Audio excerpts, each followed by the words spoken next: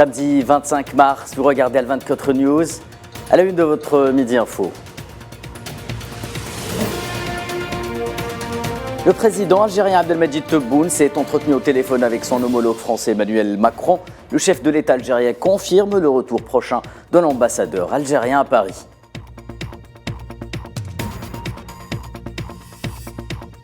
En Espagne, la coalition de gauche Izquierda Unida appelle ou crie à la trahison après les révélations sur les négociations entamées par l'Espagne avec le Maroc au sujet de la gestion de l'espace aérien du Sahara occidental. Et en Libye, l'envoyé spécial des Nations Unies Abdoulaye Bathily annonce que la plupart des acteurs libyens sont d'accord pour aller aux élections.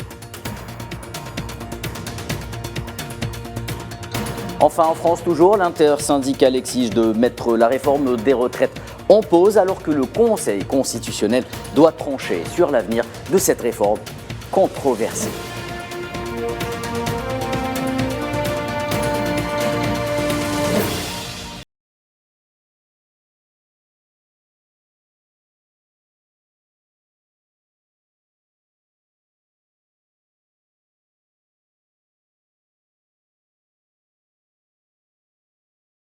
Bonjour, le président algérien Abdelmadjid Tebboune a eu vendredi un entretien téléphonique avec son homologue français Emmanuel Macron sur nombre de questions d'intérêt commun. C'est ce qu'a indiqué un communiqué de la présidence algérienne. Les deux chefs d'État ont échangé sur nombre de questions, notamment la méthode avec laquelle une ressortissante titulaire de la double nationalité algéro-française a été exfiltrée par les services consulaires français en Tunisie à la date du 6 février 2023. La communication téléphonique a permis de lever plusieurs ambiguïtés concernant cette affaire qui a suscité des dissensions dans les relations bilatérales. Les deux présidents ont convenu de renforcer les moyens de communication entre les administrations des deux pays afin d'éviter que de telles situations ne se répètent. À cette occasion, le président algérien a informé son homologue français du retour prochainement de l'ambassadeur algérien à Paris. À noter également que les deux présidents ont également abordé les relations bilatérales et les différents moyens de concrétiser la déclaration d'Alger signée entre les deux pays lors de la visite en août dernier du président Macron en Algérie. L'entretien téléphonique a permis également d'examiner les voies et moyens de renforcer et de promouvoir la coopération entre les deux pays, notamment la visite d'État que devra effectuer le président Tebboune en France et de passer en revue les questions régionales et internationales d'intérêt commun. Et plus tôt dans la journée d'hier, le président algérien Abdelmadjid Tebboune a reçu un appel téléphonique de la part de son frère, son excellence Cheikh Hamad Ben Khalifa Al Thani, ancien émir du Qatar. Les deux hommes se sont félicités à l'occasion du début du mois sacré du Ramadan en souhaitant davantage de prospérité, de progrès pour les deux peuples frères. Les révélations faites par la presse espagnole ont eu l'effet d'une bombe. Le chef du gouvernement espagnol Pedro Sánchez a admis dans une réponse écrite adressée à un député de la coalition des îles Canaries avoir entamé des négociations avec le Maroc pour la gestion de l'espace aérien du Sahara occidental, un espace jusque-là sous la gestion des contrôleurs des îles Canaries. C'est un sujet signé Safwan Ben Sabri. Le Maroc a jusqu'à présent contrôlé militairement l'espace terrestre et maritime du Sahara occidental occupé en violation des résolutions du Conseil de sécurité des Nations Unies et du droit international. L'espace aérien est quant à lui resté sous le contrôle des autorités des îles Canaries. Un fait qui pourrait changer après que le gouvernement de Pedro Sánchez ait reconnu mercredi qu'il était en pourparlers avec Rabat sur la gestion de l'espace aérien sahraoui. C'est ce qu'a découvert le sénateur de la coalition Canaries Fernando Clavijo suite à une question écrite adressée au gouvernement espagnol dont la réponse a confirmé la négociation souterraine entre Rabat et Madrid. En effet, il y a actuellement négociation pour le passage du contrôle de l'espace aérien qui se fait actuellement depuis les îles Canaries, en conformité avec les résolutions des Nations Unies. Eh bien, on négocie actuellement pour léguer le contrôle de cet espace au gouvernement marocain. Nous sommes toujours dans l'occupation, celle des eaux internationales, et toujours dans la trahison envers le peuple sahraoui. Cette nouvelle révélation sur les tractations discrètes entre Rabat et Madrid arrive un an après le revirement de Pedro Sánchez concernant le Sahara occidental. Il avait approuvé le plan d'autonomie marocain en contradiction avec les résolutions onusiennes et avec la posture historique de l'Espagne en tant que puissance administrante. Et en marge de ces révélations, le président du gouvernement des Canaries, Ángel Víctor Torres, s'est exprimé devant la presse espagnole au sujet des négociations entamées par le gouvernement de son pays avec le Maroc dans le cadre de ce qu'il a appelé la gestion de l'espace aérien du Sahara occidental. Le responsable a affirmé qu'il ne s'agissait en aucun cas de transfert de ses prérogatives au Maroc. Je vous propose de l'écouter. J'aimerais être absolument clair. L'accord en question entre le gouvernement espagnol et le Royaume du Maroc prévoit exactement le début de discussion en vue de la gestion de l'espace aérien sahraoui et en aucun cas il parle de cession. Il n'y aura aucune cession, que ce soit clair et net. Et cette annonce intervenue en fin de semaine, nous le disions donc, a eu l'effet d'une bombe, y compris auprès de la classe politique espagnole.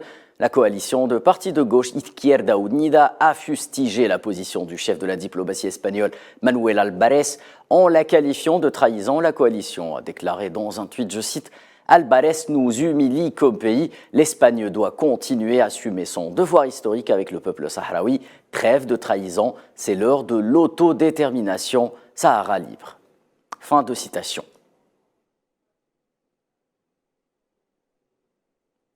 Et plusieurs organisations internationales de défense des droits de l'homme ont appelé les Nations Unies d'accélérer le processus relatif à l'organisation du référendum d'autodétermination du peuple sahraoui.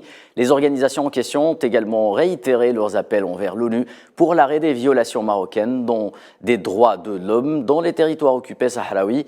À noter également, la veille, la ville d'Alicante en Espagne a connu vendredi une action de protestation contre la position du chef du gouvernement Sánchez dans le dossier sahraoui. Une action organisée par le mouvement de solidarité avec le peuple sahraoui sous le slogan « Halte trahison, laissez le peuple sahraoui décider de son destin via l'autodétermination ».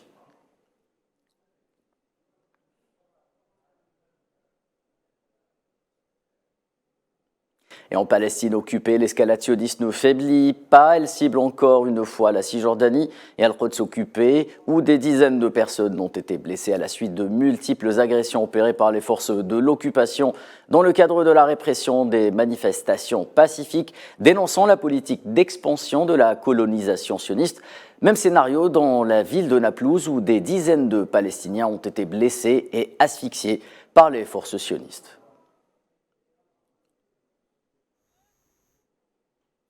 Et la relance de la politique en faveur de l'expansion des colonies sionistes dans les territoires occupés exacerbe les crispations entre le gouvernement sioniste et Washington sur fond d'abrogation par le Parlement sioniste interdisant l'expansion de la loi interdisant l'expansion des colonies. Les États-Unis sont allés jusqu'à convoquer l'ambassadeur sioniste à Washington pour protestation. Les détails avec Amin Toutah. La politique coloniale de l'entité sioniste dans les territoires occupés est désormais le point de discorde entre Tel Aviv et plusieurs capitales mondiales, notamment après la ratification d'une loi qui prévoit la réintégration des colons dans différentes régions de la Cisjordanie.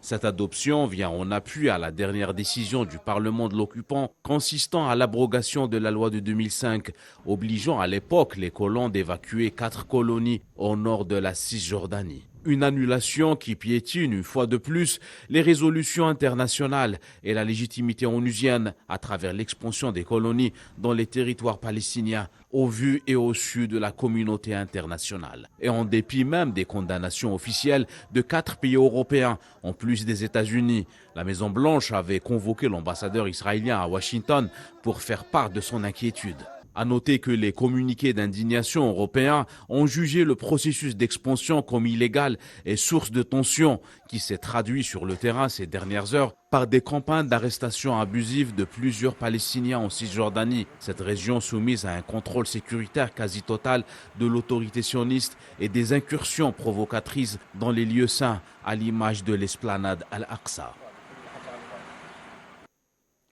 Et en Libye, l'envoyé spécial des Nations Unies, Abdoulaye Bathily, continue de marteler quant à lui son message en faveur de la tenue d'élections avant la fin de l'année 2023.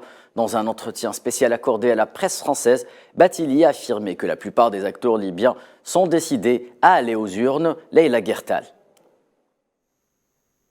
Dans sa dernière sortie lors d'un entretien accordé à un média occidental, Abdoulaye Bathily dira que les Libyens, contrairement au rendez-vous électoral de 2021, veulent aller aux élections et semblent décidés et que seuls quelques responsables en position institutionnelle ne veulent pas de ces décisions, sans les citer nommément. Il faut créer les conditions, dira Abdoulaye Bathily, puisque la question électorale ne reste pas entre les mains d'une minorité qui joue les blocages. La Chambre des représentants et le Haut Conseil d'État, deux chambres qui n'arrivent pas à se mettre d'accord depuis déjà une année, font traîner la situation. Mais tout en restant confiant, Abdoulaye Bathily explique que les deux chambres ont pu venir avec une proposition sur l'amendement constitutionnel numéro 13, sur laquelle, dira Bathily, il n'a aucune objection majeure. Mais toutefois, rétorque Bathily, il y a d'autres questions plus importantes qui restent à régler, comme celle relative aux lois électorales et celle de l'éligibilité.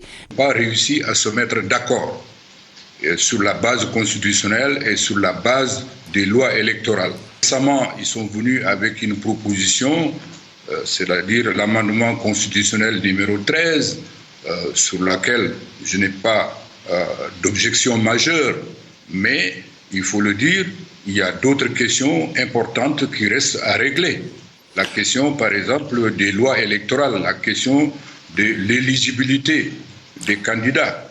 Bathily affirme que la situation où la question électorale nécessite la participation de tous et pas seulement des partis politiques. C'est pour cette raison, dira-t-il, qu'il a engagé des consultations avec des groupes armés pour sécuriser ces élections. Un comité de liaison sous l'autorité du comité des 5+5 a même été mis en place afin de créer des conditions électorales qui dépassent les rivalités. Avant de conclure que ce qui est clair, c'est que les Nations Unies sont pour des élections inclusives et que tout écart de candidats porterait un grave préjudice à l'unité territoriale. Et les affres de la normalisation entre le Maroc et l'entité sioniste atteint le secteur agricole et hydrique au Royaume.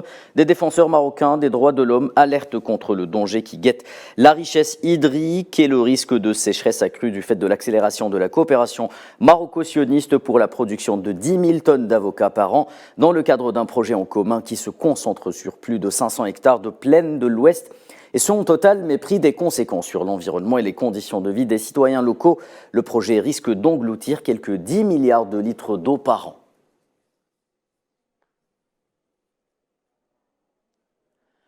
La France en clôture de ce journal, encore une fois, avec cette fois-ci le report de la visite du roi Charles III à Paris, initialement prévue du 26 au 29 mars. Selon un communiqué de l'Élysée, cette décision a été prise par les gouvernements français et britanniques après un échange téléphonique entre le président français et le souverain britannique afin de pouvoir accueillir le roi Charles dans des conditions qui correspondent à la relation d'amitié entre les deux pays, a conclu le communiqué de l'Élysée.